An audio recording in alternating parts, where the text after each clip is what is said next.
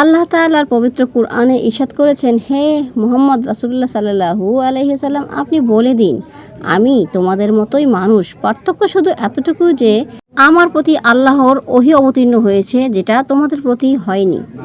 তোমাদের প্রভু একমাত্র আল্লাহ। তোমরা সোজাসুজি তার দিকে যাও এবং তার দিকে প্রবৃত্তকৃত শিরক হতে তার নিকট ক্ষমা প্রার্থনা করো। হযরত মুহাম্মদ সাল্লাল্লাহু আলাইহি ওয়াসাল্লাম বলেছেন, আমি মানুষ হতে বেশি কিছু নই। আমি যখন ধর্ম বিষয়ে কোনো নির্দেশ দেই তা গ্রহণ করো, যখন পার্থিব বিষয়ে কোনো কিছু দেই তখন আমি মানুষ মাত্র। সূরা কাহফের 11 নং আয়াতে এই কথাটি সুন্দরভাবে বর্ণনা করা আছে। সর্বশেষে আল্লাহ তাআলা নবী রাসূল সাল্লাল্লাহু আলাইহি সাল্লামকে নির্দেশ দিয়েছেন, আপনি বলুন, আমি তোমাদিগকে এই কথা বলি না যে আমার নিকট আল্লাহর ভাণ্ডার রয়েছে, আর না আমি গায়েব জানি, আর না জানি আমি তোমাদেরকে এই কথা বলে যে আমি ফেরেশতা। সূরা আনআম এর আয়াত 6 এবং 50 এই কথাটি বলা আছে। আপনি বলে দিন, আমি আল্লাহ তাআলার ইচ্ছা ব্যতীত না আমার নিজের জন্য কোনো উপকারের ক্ষমতা রাখি, আর না কোনো অপকারের ক্ষমতা রাখি। আল্লাহ তাআলা আরও আদেশ দিয়েছেন যে তিনি যেন এই কথা বলেন, আপনি বলে দিন, আমি না তোমাদের কোনো ক্ষতি সাধনের ক্ষমতা রাখি, আর না কোনো হিত সাধনের ক্ষমতা রাখি। আপনি বলে দিন, আমাকে আল্লাহ ছাড়া না কেউ রক্ষা করতে পারবে, আর না তিনি ব্যতীত কারো কাছে আশ্রয় পেতে পারি।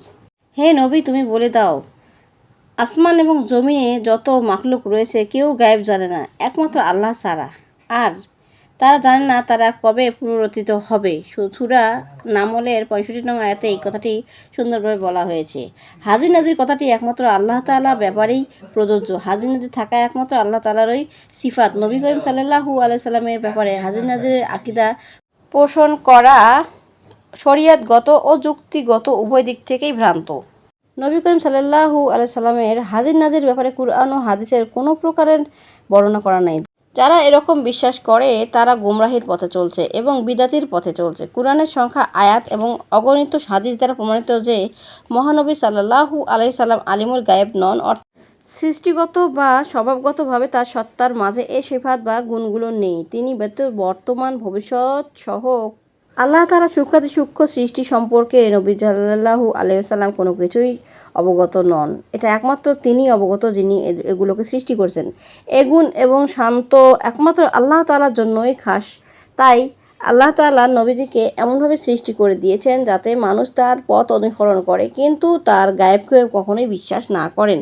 তিনি গায়েবী নন, তিনি হচ্ছেন আমাদের মতোই সাধারণ মানুষ, কিন্তু তার কাছে ওহী আছে, আমাদের কাছে ওহী নেই। আল্লাহ তাআলা এই পার্থক্যটাই আমাদেরকে বোঝাতে এই আয়াতগুলির মাধ্যমে। এই আয়াতগুলি পড়লেই বোঝা যায় যে আল্লাহ তাআলা নবীজিকে আমাদের মানুষের গর্ভেই সৃষ্টি করে দিয়েছেন এবং মানুষের গর্ভ থেকে জন্ম দিয়েছেন, কিন্তু তাকে গুণ দিয়েছেন একটু বেশি। কারণ আল্লাহ তাআলা প্রদত্ত জ্ঞান গরিমা নবী রাসূলদের কাছে থাকবে, এটাই স্বাভাবিক। এবং আল্লাহ তাআলা তাকে পছন্দ করেই সৃষ্টি করিয়েছেন যাতে সে আমাদেরকে দিনের পথে নিতে পারেন, আমাদেরকে ভালো পথে নিতে পারে, আমাদেরকে কুরআনের পথে নিতে পারেন। তাই কুরআন দ্বারা তাকে আলোকিত করে দিয়েছেন, তার জীবনটাকে কুরআন দ্বারা আলোকিত করে দিয়েছেন।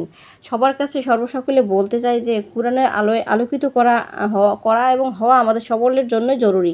তাই আমরা সকলেই কুরআনের আলোয় আলোকিত হব, নবীজির দেখানো পথে চলবো, আর আল্লাহর নির্দেশ আহকামগুলো সবসময় মেনে চলার চেষ্টা করব। এটাই হচ্ছে আগামী দিনের ভবিষ্যৎ হবে। যদি আমার ভিডিওটি সামান্যতম ভালো লেগে থাকে অবশ্যই একটা লাইক দিয়ে দেবেন এবং শেয়ার দিয়ে আমার পাশে থাকবেন। আসসালামু আলাইকুম ওয়া রাহমাতুল্লাহি।